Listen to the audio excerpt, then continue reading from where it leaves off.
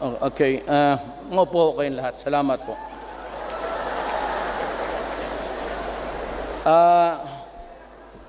It is not because I want to impress you their presence, but rather I will just introduce them para malaman po ninyo ang mga opisyal ninyo, kaming taga-gobyerno na binabayaran ninyo to serve the Filipino people.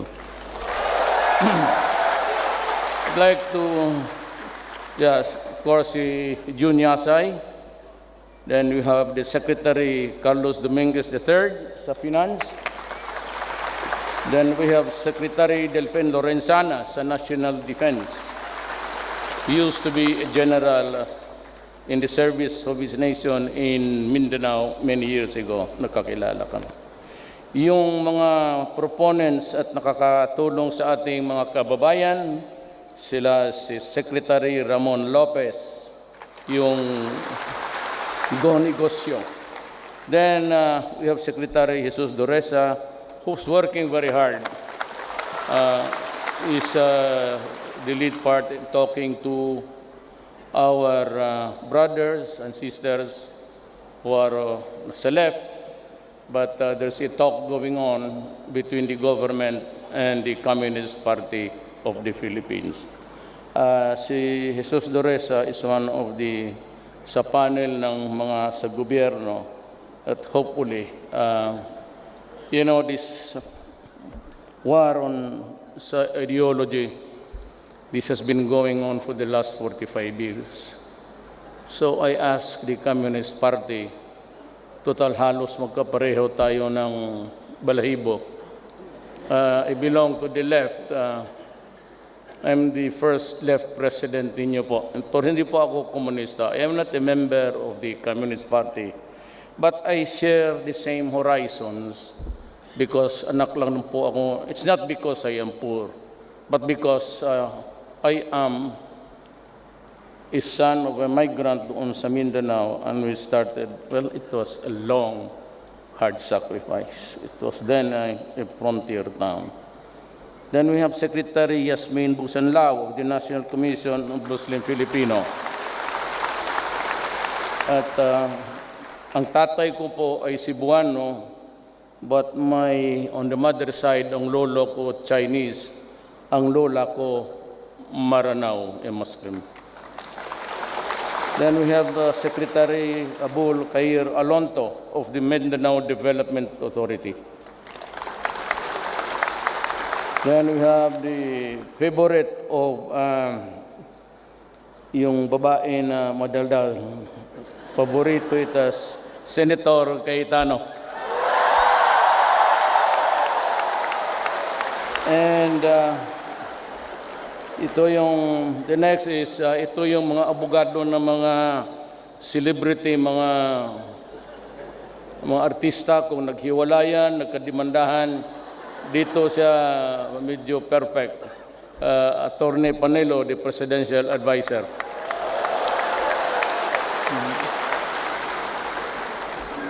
Then we have a guy who's kilala niyo to by name, but he's a music man actually. He sings sa pakantahin kung may panahon pa. He's really a rock and roll guy of the yesteryears. Ramon Jacinto of the Economic Affairs and Information and Technology.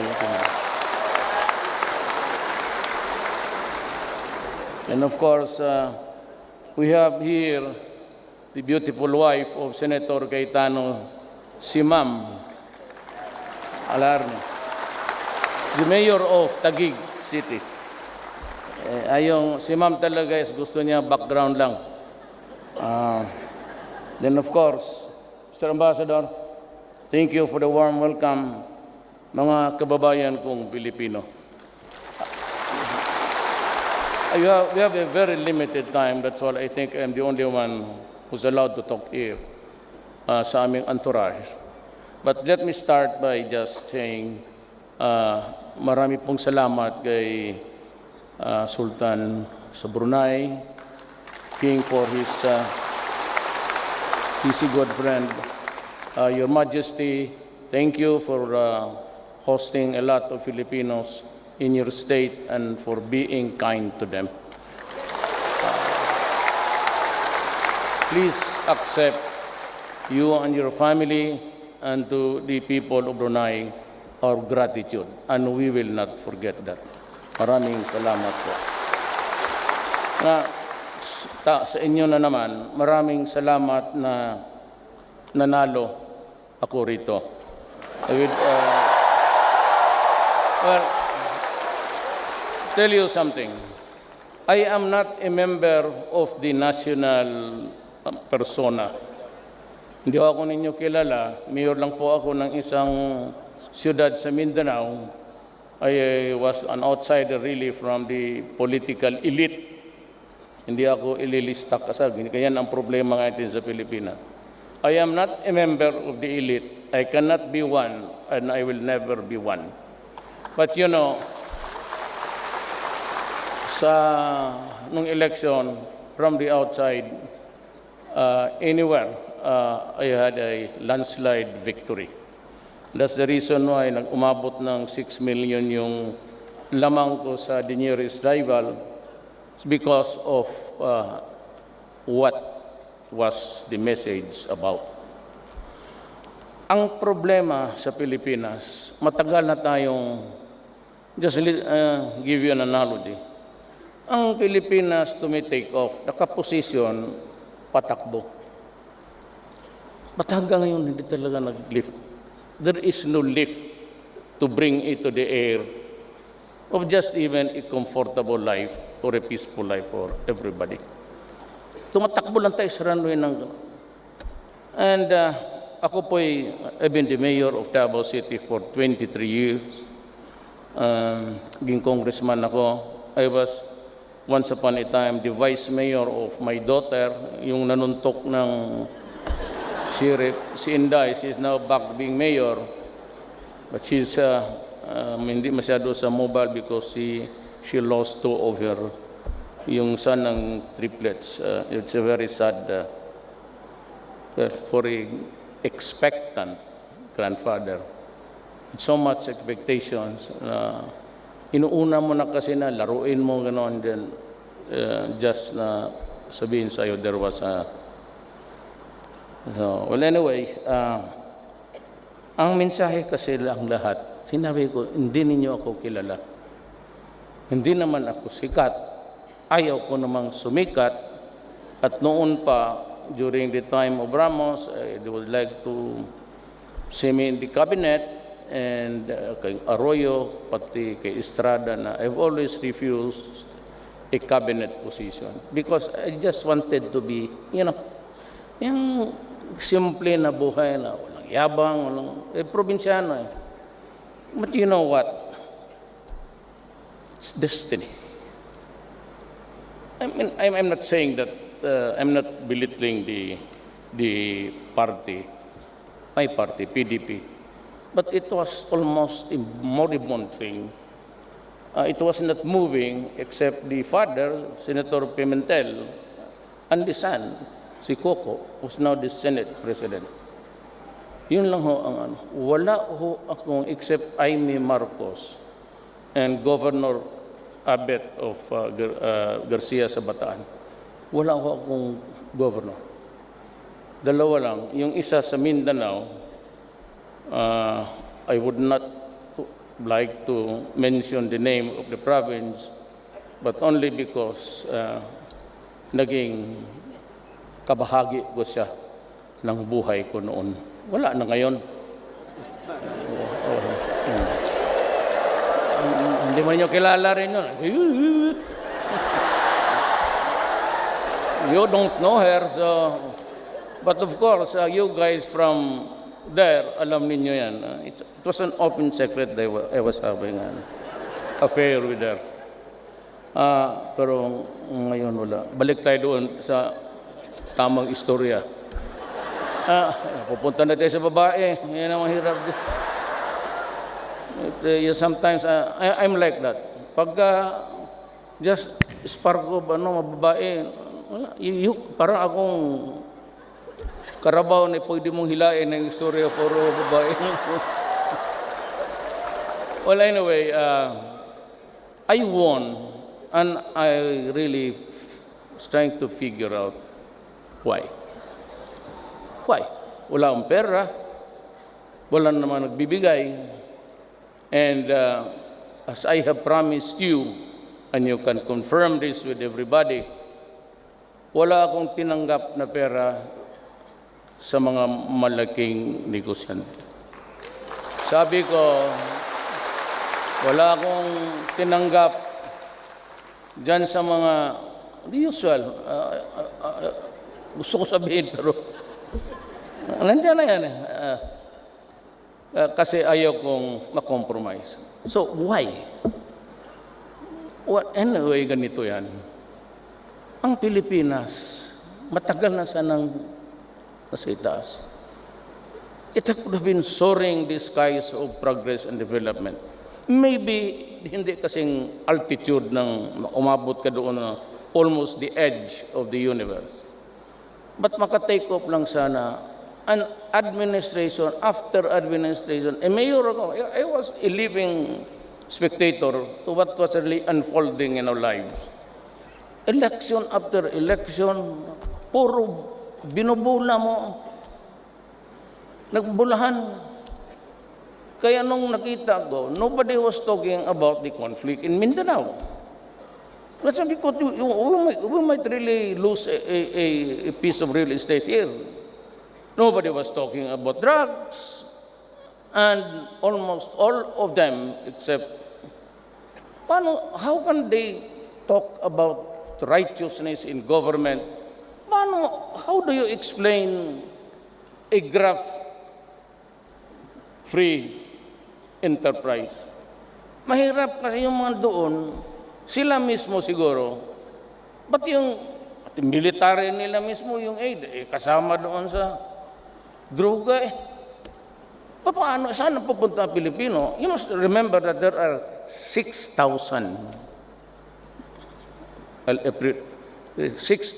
policemen contaminated with drugs in the Philippines. Kaya the last ang listahan, hindi ko na nilabas. Kasi it will just shatter the dream of the Filipinos. Iko-contain ko na lang ito. In whatever manner you'd want me to do it, basta alam ko, pati ang problema, ang mga mayors, pati barangay captains, almost 6,000 of them. And for the first time, a senator was elected to the national, opening the portals of the government to narco-politics. Kasi, tingnan mo, I was said, mahirap ang bunganga ni Duterte madumi. What? Kasi nagmumura ako. May iba, 6 generals in the police, into drugs. So they were the first ones to be fired.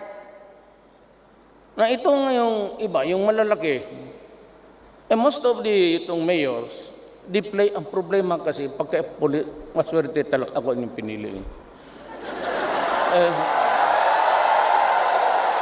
Hindi kasi ganito Sa Davao, yung naging mayor ako, dati akong prosecutor fiscal. So araw-araw nasa korte ako trying to secure a conviction just to send to prison itong mga durugista. Kaya galit ako every time a case is fixed or every time the piece of evidence changes hands, ang dumadating sa akin tawas, an alum. Hindi na yung pareho yan sila crystal. So these were the trying times of my life. Kaya nung kung walang mag-uusap nito, walang bubunggo nitong mga animal na to, kawawa ang bayan ko. Remember, why am I here? I am here because I love my country and I love the Filipino people. Kaya ganon. Ngayon, what drove me to the presidency? Patriotism. Small time lang. Small town mayor for the love of this country. No big deal. Walang pakialam kung mahalin yung bayan ninyo. Basta sa akin, good. My country. Kaya sinabi ko, what is wrong in this statement do not destroy my country because I will kill you. Simple lang yan. Do not destroy the youth of the land and deprive us of a brighter tomorrow for the next generation. What is wrong there? Human rights. Anak ka.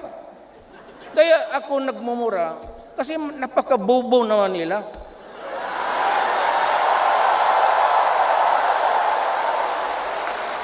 Hindi ako galit sa kanila. What I'm trying to say, I am totally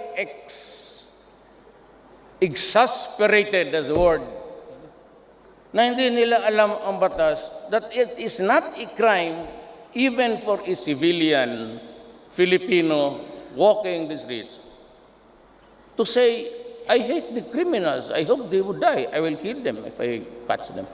Perfectly all right. That's in defense. That statement is in defense of my country and people. Alam mo kasi, ayaw nilang makinig. We are devastated. That is why instead of just taking the usual police punitive action for arrest, mga ano dyan, sabi ko, I will declare war. Why? Again, 3 million. And that was 2 years ago. That figure was given by General Santiago when he was the head of the PDEA, Philippine Drug Enforcement Agency. Dalawang taon na, almost 3. Itong akin ngayon, I'm still counting. So aabot ito, by the looks of it, from the number of the surrenderies that you saw on TV, it would reach, kasi 700 and it became 800. By the end of the year, I would have to deal with another 1 million. So, imagine mo, that 4 million is not contained in a room or a municipality province. It's nakasabog yung 4 million all throughout the country. So, anong gusto nilang gawin ko sa bayan ko? They keep on threatening me about sending me to the International Court of Law. Sinabi ko na nga I am willing to rot in jail for the Filipino. Hindi pa niyo maintindihan yan? So do not keep on threatening or intimidating me, calling my attention. Napaka-corny mo naman. I find this ridiculous. How can you send to prison a president declaring war against the drug? Look what happened to Latin America. Almost failed states. Basahin mo yung Narcos, kung nakita niyo tape, and read Ion Grillo, ION-GRILLO, online. It's there. It's the South American experience of how the drugs resulted in so many failed states. Hindi mangyari sa akin. My God, di talaga ako papayag. Sorry na lang. Kaya kung sabihin nila na 3,000 ang namatay, well, alam mo kasi, huwag tayo magbulahan. Yung iba talaga dyan, pinatay talaga salvage. Yung tinatawag ng salvage or extrajudicial killing. I will not say there was none. Meron. Pero kung sabihin mo, state-sponsored killing, order ko na patayan niya, kakalukuhan niya.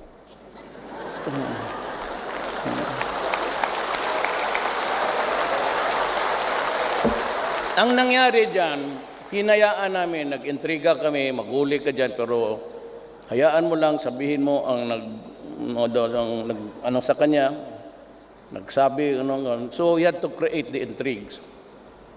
But remember that there were so many policemen, yung tinatawag nilang ninja. As a matter of fact, 2,000 apiece ako sa ulo nila. Because they are out of the service, they are now hunted. And mag-warning ako, abot ito ng Pilipinas.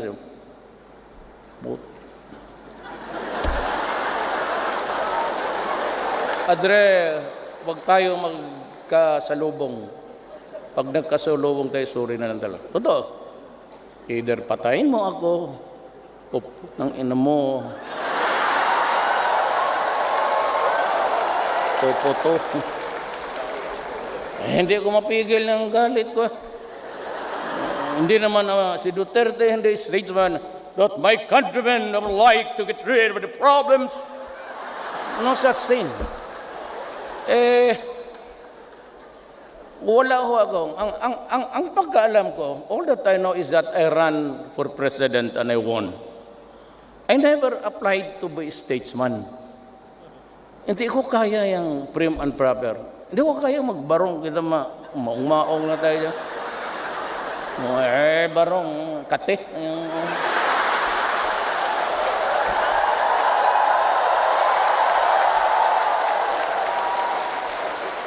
Ako talagang maong. You know why? Sabihin ko na sa inyo. Bakit sulit he cannot dress properly?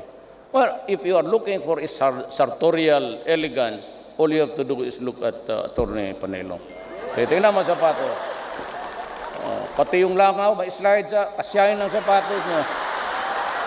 Tingnan mo. At akin, di walang shine, walang brush.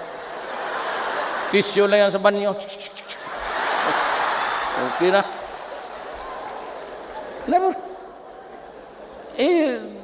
Tinanggap ako ninyo ganito. Ganito ako. Bakit? Why do we? And for me, sabi nila, yung mga Manila guys, hindi nila alam, yung elitista talaga. So you might want to tone down your curses, your epithets, your slurs. Well, depende sa crowd. If I am before yung ganitong kung mga durugista kayong siguro ngayon mga 50 na natanggap niyo sa akin. Pero dahil nandito ako, magpapasalamat nga yung mama sa inyo sa tulong ninyo. And I'd like to tell you frankly, it has to stop because it is destroying my country. And ang una talaga is, bakit hindi tayo nagtitake up yung corruption? So, sa panahon ko, 888, bukas na yan. Tapos sabi ko sa RPN, si Secretary Andanar, after the news sa PTV4, I think it's the government channel, i-post na doon, i-text mo lang, opisina, the agency, Rodrigo Duterte, Office of the President, naghumihingi ng 50 mil sa lalabas yan doon. But I will also give them the right to be heard. They can also text back. Bakit nagtagal? Pero sa lahat ng gobyerno ngayon, except those without or beyond my control, yung mga separate judiciary pati Congress, it's 1 month. 1 month ang papel mo. It's approve or disapprove, palabasin mo 1 month. Sa syudad ko noon sa Davao, 3 days. Business clearance, electrical connections, yang sa bumbero na yan, isa pa yan. Butit na laap, kayo, isa rin kayong... Kasi yung business, it has to pass by the... Pagdating doon sa police, doon sa fire department, yung building clearance mo, kinigay ba? Pagbigay ng papel, pabilihan ka ng fire extinguisher. May contact yan sila, mga fire extinguisher. Kaya mabuti pa, pag nandiyan sila, sunugin mo na yung bahay mo. Busok ka. Sige, patayin mo yan ng extinguisher mo. Ganon ang racket yan. And everything doon sa LTO, but I place General Galvante. He's very good. Atty. Delgras. Basta yung regulation, yung nire-regulate. So sabi ko sa cabinet, the least intervention, the better. The least ang pakialam natin dyan sa patakbo ng gobyerno. So 1 month tayong lahat. Pati ako. And down the line, sabi ko kay Secretary Sueno ng DILG to establish an orderly procedure. 3 days. Yung mga mayors, pag di kayo bigay ninyong authority sa Doon sa sinong demonyong gusto niyang bigyan niya. Basta 3 days. Ngayon, ayaw kong makipag-away. I know that yung local officials are only under my supervision. I do not have the control gaya ng cabinet. The cabinet is under my control and supervision. Meaning to say, you can change their decision. That is control. Kunyari may decision si Secretary Andanar, ay hindi ko nagustuhan, I can change it. But sa mga local, is they're elected, siyempre, hindi ka makipaalam. But I see to it that everything is orderly and, of course, correct. Pag hindi correct, diyan tayo hindi magkaintindihan. Now, I do not want really to interfere. The least intervention sa amin. But I would like to urge, hinahamon ko ang local government because this piece of memo to reach them. Huwag ninyong masyadong pahirapan talaga ang Pilipino. Otherwise, ako di na makatakbo. At mayroon silang sinasabi na hindi ko matapos ang 6 years ko. Yung iba sabi nila, makudita ako. Yung sabi iba mga taga-Amerika, lahat ng Pilipino sa Amerika magpunta doon sa Manila kasi, sige, mag-uwian lahat ng Pilipino. Bagsak tayo doon sa ilalim ng Manila Bay. Tignan mo. Sa hangin nila, mga hangin ito, they think that they can change. Who are you to change the choice of the people? But pero ako, sabi ko nga, huwag niyo akong takutin. Because I became president by almost a miracle to me. At least sabi ninyo, pera yan, terorismo. Well, you're entitled to your own opinion. But you guys, you were living witnesses to what transpired during the last election. That's destiny. So if God wants me to be there only 2 years, He will find the reason to oust me. Either He will kill me, babagsak ako, o ang military, magsabi sila, ayaw na namin. Ay, di sige. Pero na lang yung kudita madugo yan. Kasi hindi rin talaga ako lalabas dyan sa opisina ko buhay. Patayin mo muna ako. Pero sige, 3 years. Kayo, wala dito, linya. Huwag na tayo magpatayan. Right hand. General, kami na ngayon. Di sige, bye-bye. Inyo na. O di kayo, so you solve the problem of the Philippines. Hindi ba ganon? So, what does that mean to me? That is part of my destiny.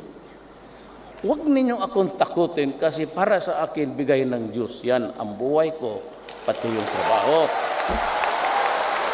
Ngayon, anytime kunin niya sa akin yan, then that is the part of the history of my presidency. So, forget about yung auster. Kasi pag mainit ang ulo ko, ang tingin ko sa inyo, puro drug addict, bang. Kasi, kita niyo yung ganon? Mamili, bet, kayo, yung iba siguro, takutin ninyo ng ganon. Mahirap yan. Alam mo, palagay tayo ng sinasabi ko pa noon sa mga asawa ko, sagutin mo ako kasi ako ang matapang. Gwapo, questionable yan. Hindi naman tayo tisoy kagaya kay Senator Cayetano. Ordinaryo lang, pero we have to do it right. But what I can really assure you is that until the last drug pusher, until, my God, criminal, international crime, whatever is your name, and the EU and all, until the last drug pusher is out of the streets, until the last drug lord, then we stop. Then I will declare that the war has ended. When? Until the last day of my term, if it needs be. Ganon ang istorya niya. Hindi ninyo ako naintindihan. Kasi hindi nyo sinusunod ang utak ko kasi hindi nyo ako kilala. That's the problem. Hindi ako kilala ng mga elitista, mga oligarchs. Hindi naman ako kilala ng mga politiko. Do not threaten me. Mariusep. Ngayon, kung sabihin mo tuloy na ang mga lahat ng magaganda sa Pilipinas hindi na makalapit sa akin, problema yan, ma'am.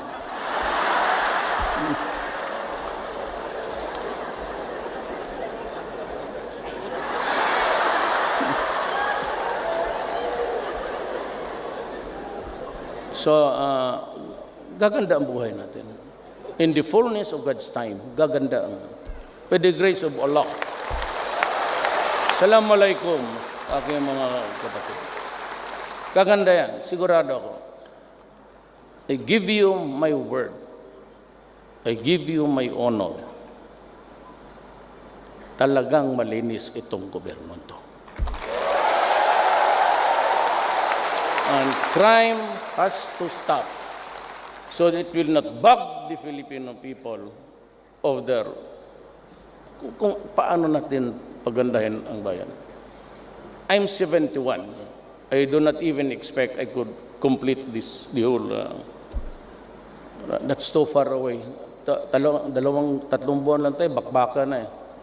So, but no more yung umuwi kayo. Kaya kayo, pagka may maghingi sa inyo, sa airport pa lang, sampalin mo na kagad. No. Toto. I will authorize you to use, huwag naman barilin kasi. Sabagay, galing man kayo sa labas. No more yung bala-bala. Kakainin mo yan. Sabi ko, pag sinabi kong, huwag ninyo akong hiyain, mga kasama ko sa gobyerno, huwag ninyo akong hiyain. Do not put me to shame kasi talagang babanatan kita. Maniwala ka. Ay, so. Magtanong ka lang taga Davao. Taga Davao, nung na-eleksyon ako, sabi ko, criminals, go out of my city because if I find you here, I will kill you. That is a legitimate and valid statement. Sabi ko, mga durugista, umalis kayo. Pag hindi kayo umalis, papatayin ko kayo. Yung hindi umalis, patay. Yung iba, ewan ko, karamihan ng problema nila sa Pilipino, sa Malaysia. Kasi nandoon yung mga, pati sa Hong Kong, di naglispatan, doon kayo sa ibang lugar. Huwag sa Davao City. So, look at Davao City. It was ahead of its time. I was just pumuputok pati yung simbahan natin, airport. But because talagang hinawakan ko na medyo magulo, pero along the way, it was almost, sabi ko nga in the speech ko, it will be a rough ride. Come and join me. Diba sa inaugural speech ko? Kung ibig sabihin, madugo to. Pero kung then stand by my side. Ubusin natin yung bad boys. Kasi bad boy noon. Nag-graduate naman ako. Good boy na ako ngayon. Oh. Kaya nito ha. Si Sunny Dominguez. Kababata ko to. Tabaw. Since kindergarten. Valedictorian yan. Valedictorian. Sa ating namin sa high school, second year, nasipa ako. Siya patuloy ang valedictorian. Ako napunta ng Digos, Davao del Sur. Utang anak tagal. Na took me 7 years sa high school. Oh, palakbay lang. Sabi ng nanay ko, Rodrigo, ang teacher yun eh. Wala ka nag-ipag-asa kasi 75, 75. Tumatama na yan. Basta makaakyat lang, parang hagdanan niya eh. Kung hindi ka makailangan na mag-95 malayo, hulog ka pa dyan. Handaan lang. Sabi na, so my mother never really, what's sad is that hindi niya ako naabutan sana maging presidente. At tatay ko talagang tagal yun namatay. He left this universe Talagang walang, sabi niya, hanggang pantalan. Bisaya yan eh. That's a cliche or an idiom in Visayan. Pag sinabi hanggang pantalan ka lang, ibig sabihin yung kargador ka lang. Ayan ang tatay ko, ikaw? Hindi kami no, I mean, he died. Hindi ko siya maganda ang relasyon namin. Kaya hindi siya believe sa akin. Na ikaw, pantalan ka lang. Si kargador, gusto mo? Sabi ko, basta bayaran lang ako, sige karga ko.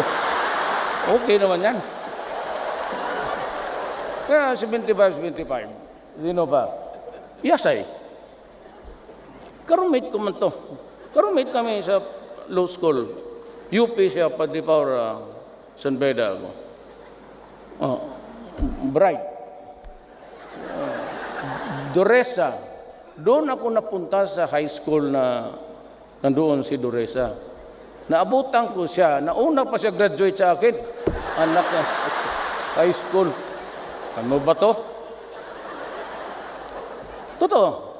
Doresa was valedictorian pag-graduate. Puro yan sila valedictorian. Ang Defense Secretary, John Lorenzana. Alam mo, hindi ko alam yan. Pastor Kibuloy is from doon pinanganak ko, Tabato City. Si Delphine assigned on sa, he brought in the second, 1 battalion of the Scout Rangers noon. Davao, magulo. At siya, tapos nakilala kami because I was mayor. Kaya siya, nung naghanap pakapa ako, valedictorian. Alam mo kung sinagsabi sa akin? Pastor Kibuloy. Yan ang valedictorian namin. Sa PMA. PMA ito. Puro valedictorian, Kair, good lawyer, si John Esperon. He is my advisor sa national security. So, tignan mo ang buhay. Tignan mo ang buhay. Trabahante ko lahat.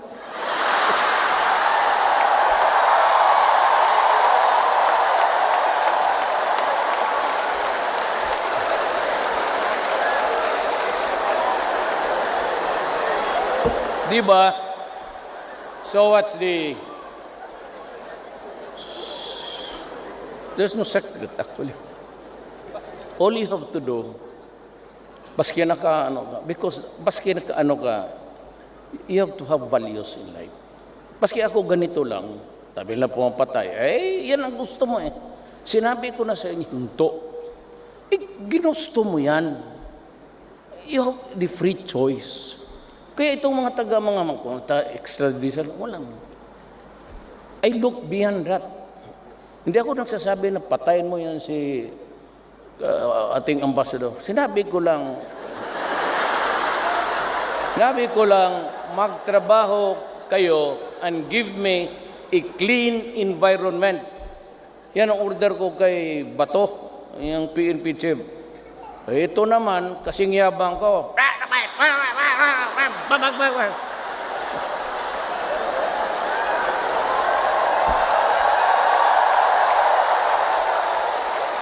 Tinawagan ko, Batole ka. Gusto mo pa na matagal ka sa pwesto mo dyan? Sir. Kasama tayo, sir. Huwag ka masyadong payabang yung unahan mo pa ang presidente. Tumahimik ka dyan, oh.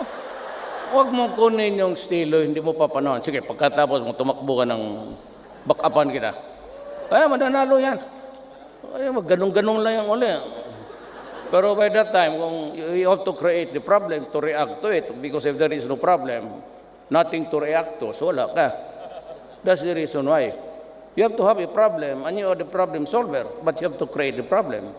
You do not solve the problem, you do not react based as no problem at all. Wala. So, ganito lang ang panahon. I'm just reacting to the problem. Kaya kung wala yan, I'd be sabi ko nga, yan you have also my word this 6 years ago. But if they can craft not the cabinet, but yung peace natin, nagkipag-usap ako sa komunista. Nag-uusap na tayo ngayon sa Oslo. Doresa is really a jet-lagged guy. Pag ganun-ganun, kailan ka dumating? kahapon from, anong gano'n siya, sabagay, international celebrity niya siya sa iyong. Siya yung tinatanggap ng iyong. Siya yung tigano'n. Sabi ko, sige, inyo na yan si Duresa. Marami pa ako dito. He's handling the PR, goodwill, gano'n. Ako naman, buga ng buga. Because I do not want, gano'n ako baski tanongin mo, buhay pa naman si Presidente Arroyo. Baski sa harap ni Presidente Arroyo noon. Because I was taken in, di ba, ginawa niya akong advisor o consultant on public security. Pagka nandiyan kami sa loob, patawag kami, tapos hindi kami nagkaintindihan yung mga general. Nagmumura ako. Kayo dyan So, gano'n lang ang bunganga ko, but wala akong paksabayan lang ako. Kaya, baski anong klaseng argument natin, wag lang sana dapat it is an issue of my country. Talagang magka-problema tayo. Kaya yan drugs, it is not really an issue of drugs. It is the survival of the next generation. Kasi kung puro may tama yan lahat, it starts with the family. Magsiseparate talaga. Pagkahan kita, putulin niya para hindi mag-abot ng Pilipinas. Huwag na lang mapapasubo pa. It's okay. Ang pamilya talagang sasabog. It starts with the family dysfunctional. Then ang anak mo problema, magnakaw na, that start na. Ipagbili yung mga kotse ninyo. Hanggang wala na. And 1 year, 2 years use of shabu. Sabi nga ng Amerikano, sila mo nagsabi, will shrink the brain of a human being. Now, how many of the Filipinos, of the 4 million, have their brains shrunk already by shabu? Tanungin ko ang human rights. You worry about the 3,000? Hindi nga nyo, sabi 3,000. Let me ask you, who was my 50th victim? Sinong pangalan? Babae o lalaki? Anong edad niya? Saan tinapon? Anong ginamit? Mahirap yan ganun. You just make a sweeping step tapos ipakulong mo ako. Buang. Takutin ng ganun. I have this, it is sabi ko nga kung totoo man, ikulong na ninyo ako, I do not mind. 71, how many years more? 5, 6, 7? Bakit pagaw? May wala akong ambisyon mag-abot ng 80. I will even ask God now, please, pagkatapos ko sa presidency o natanggal ako dyan, tapusin mo na ako. Kasi gusto ko na magpunta sa nanay pati tatay ko kung nasaan sila.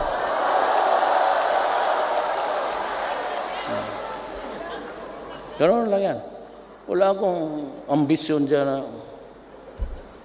Actually, tapos na ako. I can even see my life in front of me. I never lost an election since 1988. Wala na akong mahingi sa Diyos. Kaya ang hinihingi ko, buhay ko na lang. Na magmasagana hanggang katapos ako sa trabaho ko. Na wala akong ambisyon. Pera, Sus Maria. Wala, totoo. Wala akong fascination. Baski noon pa, yung classmate ng kanya, tiis kami lahat. Wala akong kutsi-kutsi, kagalka. Totoo. Binangga pa ni Yasay.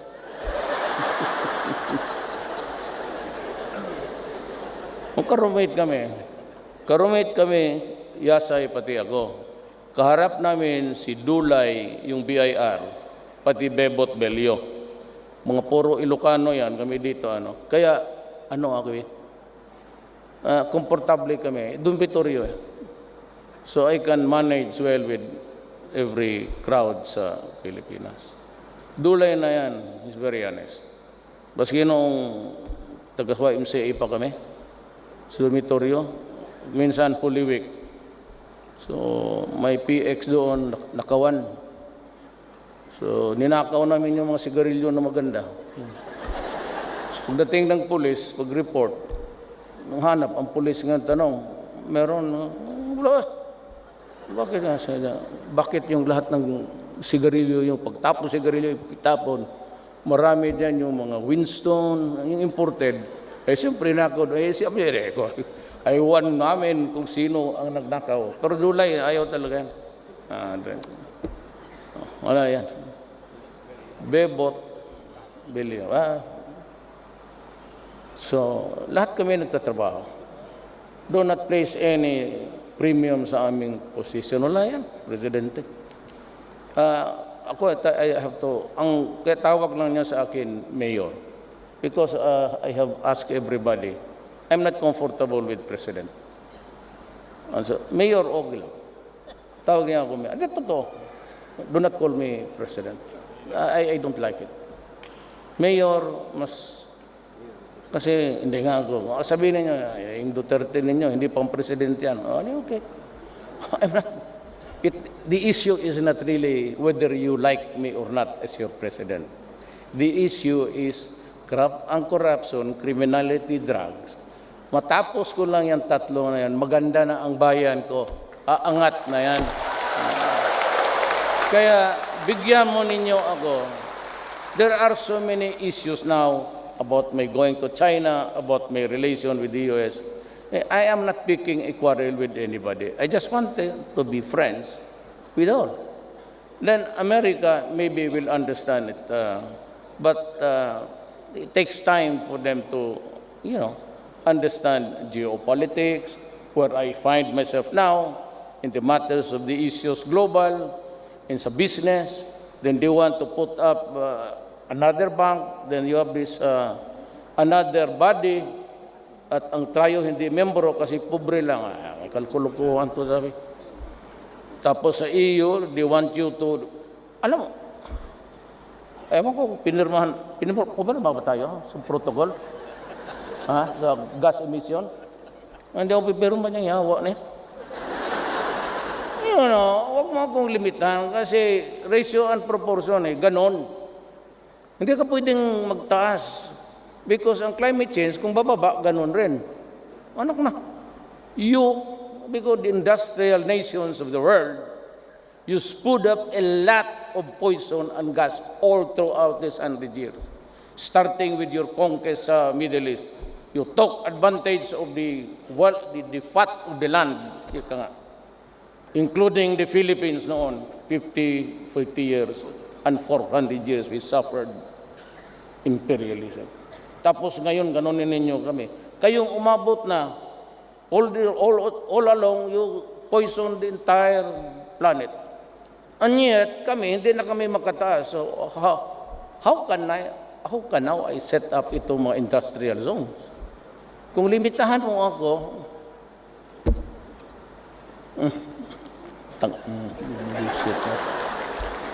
you have to approach it in a very realistic way.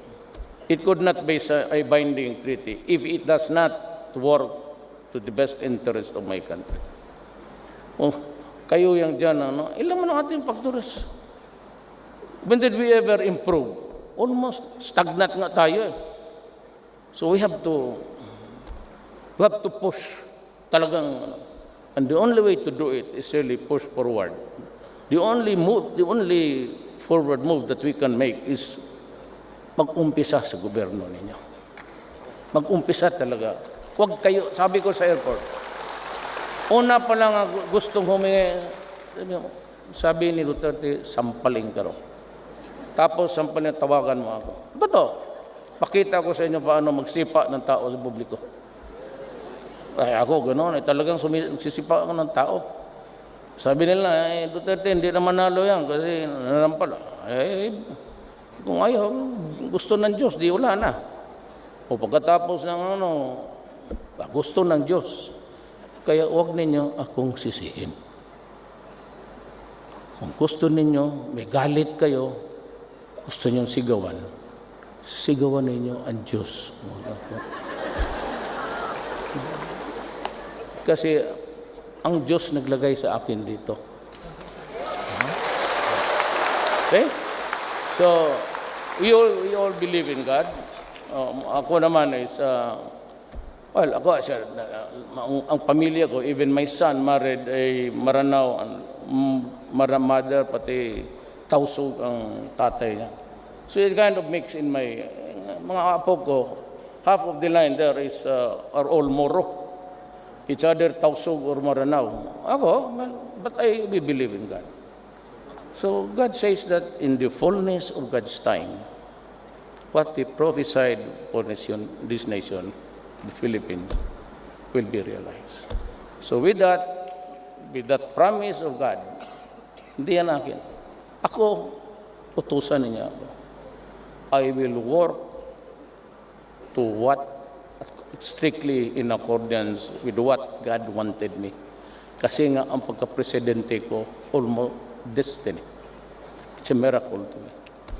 So He wants me to improve my country, stop corruption, and make the lives of the Filipinos comfortable. Maraming salamat po.